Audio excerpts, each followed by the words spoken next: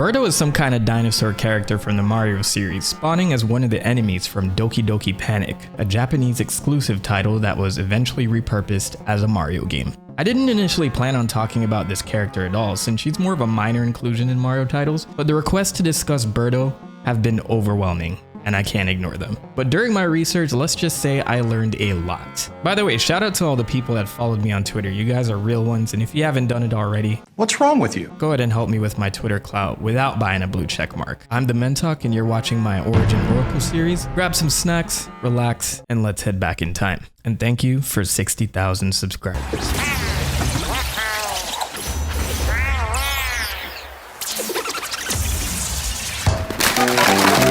So this video is going to be structured a little bit differently since there's so many random facts about Birdo. So I'm going to try and make this as smooth as possible, but things might get a little rigid here because I'm going to be jumping around.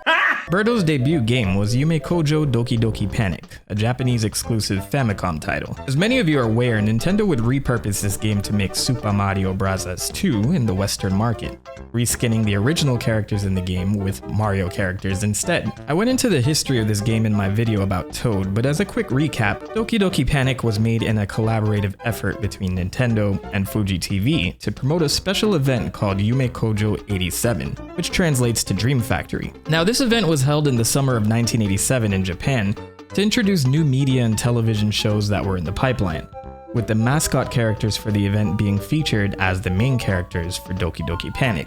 Birdo is a boss character from this game, and while most know Birdo from the Mario series, she'd be one of the many characters established in this title that would carry on over to Mario titles, like Shy Guys, Sniffits, and Pokies. What is this shit? So while there were some big changes between Doki Doki Panic and Super Mario Bros. 2, let's first see what we can dig up about Birdo in her most original form. The events of Doki Doki Panic take place within a storybook that tells the tale of a dream world called Mew.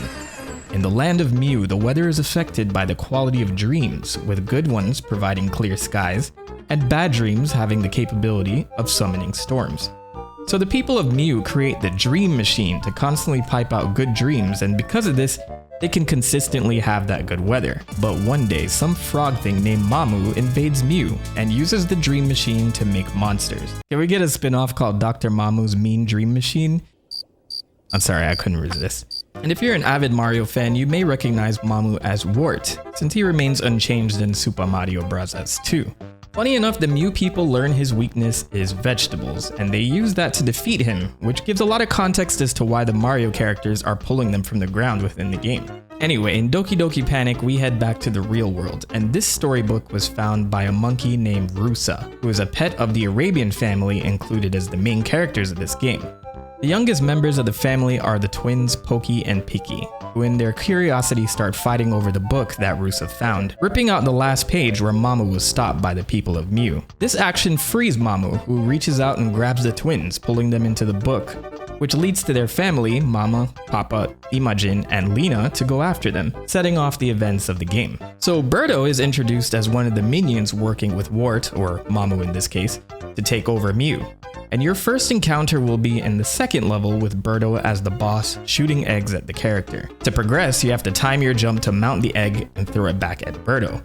Rinse and repeat 3 times, and you're on your way. There are a few variations of Birdo that you'll face throughout the game, each with increased difficulty, like a red and green one, but story-wise, there's not much else to the character. So we'll look through the pages of the Doki Doki Panic instructions manual. Surprisingly, I couldn't find a fully translated version of this booklet, but I have my ways. Please, God, stop!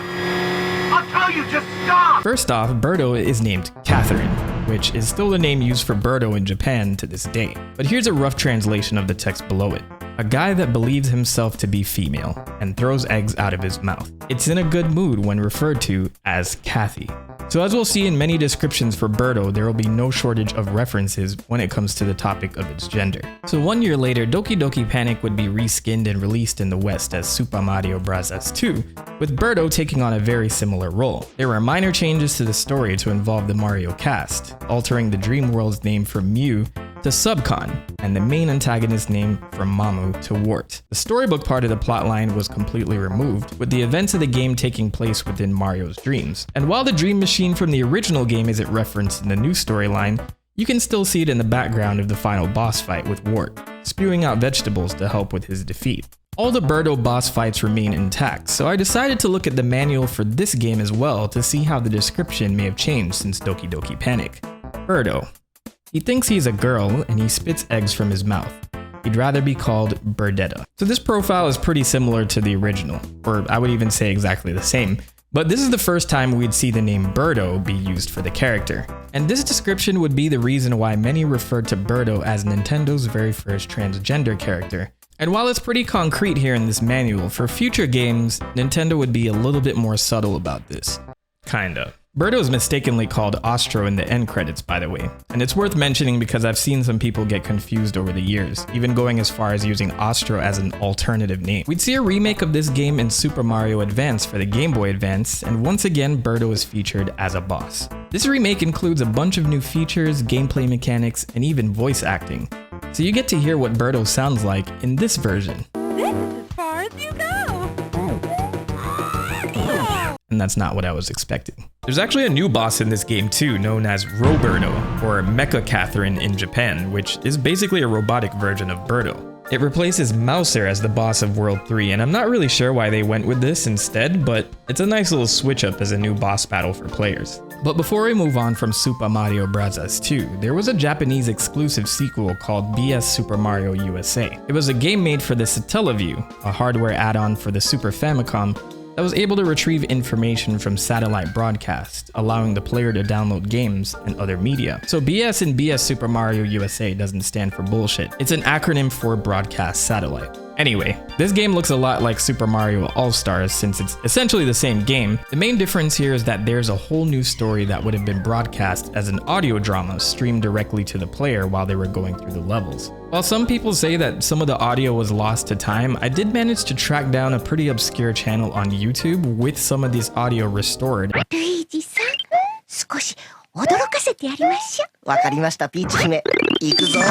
ねえ、うちの可愛い家来たちを宮殿まで飛ばしたのは、今度はこっちの番よ。 Pretty sure this is a legit broadcast, so I'll link it in the description below. But the plot brings Mario and his friends back to Subcon after Wart returns and manages to overthrow their king. So Mario and the others are pitted against Wart once again, alongside Birdo and the other minions. There were other additions added to the game like a point system and Mario statues that could be tracked down to give Mario some extra life, but I bring this version up since it would be one of the first times we'd hear Birdo's voice. いい子でいるなんて嫌よ。今度こそそのお城をいただくわよ。そうよ、覚悟なさい。 Birdo, along with the red and green versions, were given different voices, and their voice were those of gay men and trans women at the time, with Jun Dona, Rika, and Akemi credited for the pink, red, and green Birdos respectively. Similarly, there is a Japanese ad for Super Mario USA depicting Birdo with a similar masculine voice. で敵キャラを演じてるの。おっと。アメリカでは売れっ子だったのよ。 So after all of these appearances, Birdo was cemented as a recurring character in the Mario series, returning as a more benevolent creature in Wario's Woods. And though the title of the game features Wario, this game has Toad as its protagonist, who decided to be the one to stop Wario's antics in the nearby peaceful woods. There's not much story to discuss here, as it's mainly a drop-down puzzle game that pits Toad against Wario's monster minions, but Birdo does join the fray to help Toad, giving him bombs to clear out the monsters that are on the board. If the player takes too long to complete the level, Birdo is replaced by Wario, who will speed up the pace a little bit, giving Toad a little bit more of a challenge. Then there is also Super Mario RPG Legend of the Seven Stars for the Super Nintendo, which featured Birdo as a boss in the Nimbus Castle level. While exploring the castle, we see a mysterious egg known as Shelly that's communicating with Mario, and if you accept her invitation to play with her, Mario and the party will first fight the egg itself before Birdo hatches from inside, kicking off the second phase of the battle. Much like her original boss fight, she spits out eggs at the party, who will have to defend against them and bounce them back towards Birdo. I really need to play this game again because I remember this boss steamrolling me as a kid. Let me know if you'd like a stream of this. This was the line I originally wrote before they announced a Super Mario RPG remake at the latest Nintendo Direct. So we're definitely streaming this when it comes out. So from this point on, Birdo was featured in several spin-off titles like Mario Tennis, Mario Golf, and Mario Kart to name a few, and she's even a team captain in Mario Super Sluggers.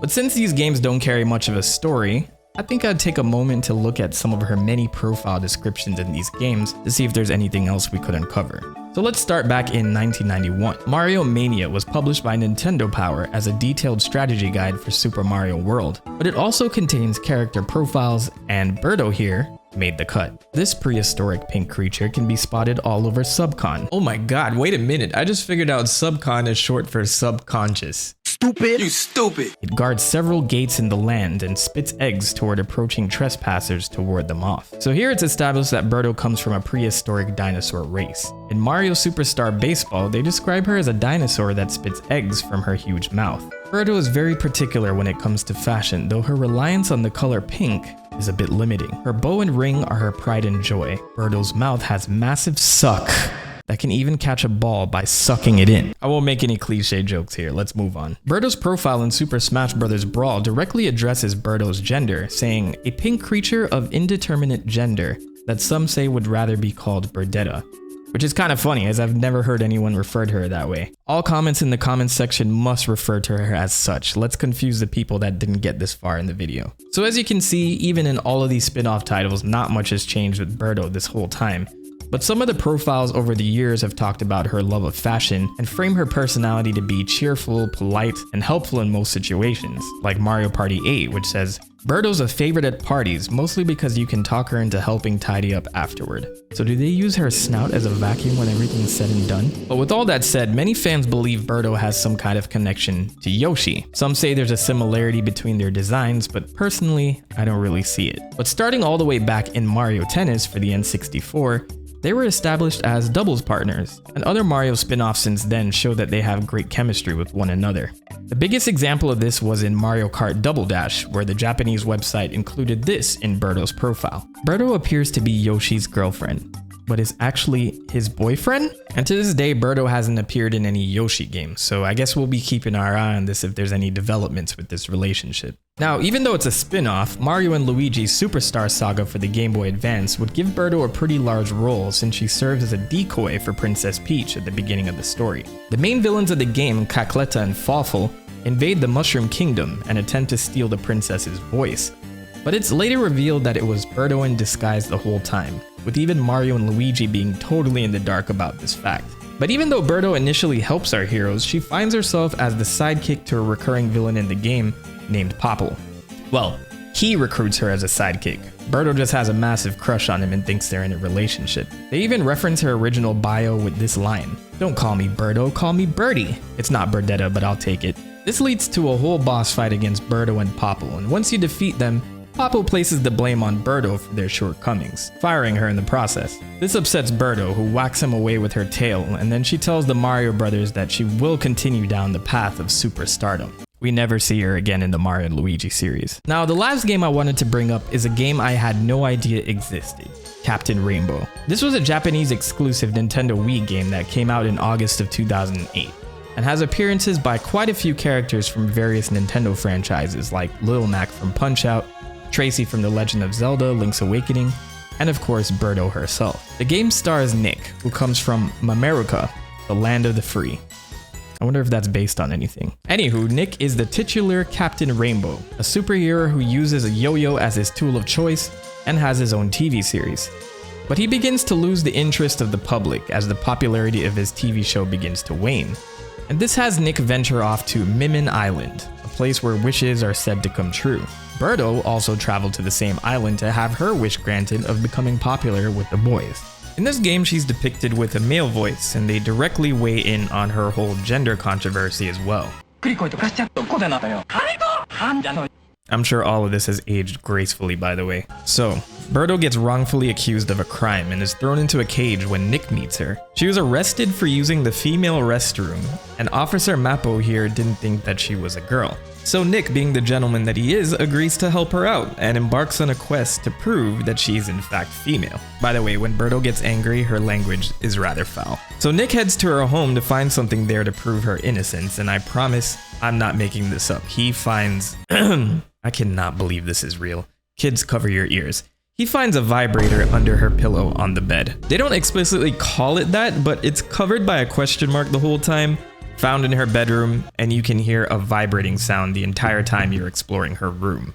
Y'all think she puts it in her snout? Anyway, I guess this is proof enough for the officer and he lets Birdo out of the cage. Now, Birdo has a crush on Nick. It's no wonder that this didn't make it overseas, but I honestly would love to see what craziness this game has to offer on stream if I can get a translated copy set up at some point. But that about covers the major appearances and background of Birdo. I find it a little strange we haven't seen her as a boss or make any cameos in any recent mainline Mario titles, aside from maybe the Mario Maker games. And they made her a whole team captain in the latest Super Mario Strikers, so she has that going for her too. But with all of this new Mario content on the horizon, it's a matter of time before she makes another appearance. But in the meantime, we'll get a challenging fight in the Super Mario RPG remake. I was actually a little surprised by the amount of fans that this character has, so hopefully this video did Birdo justice. Anyway, I will see you all next time. Be safe. The Prophet has spoken.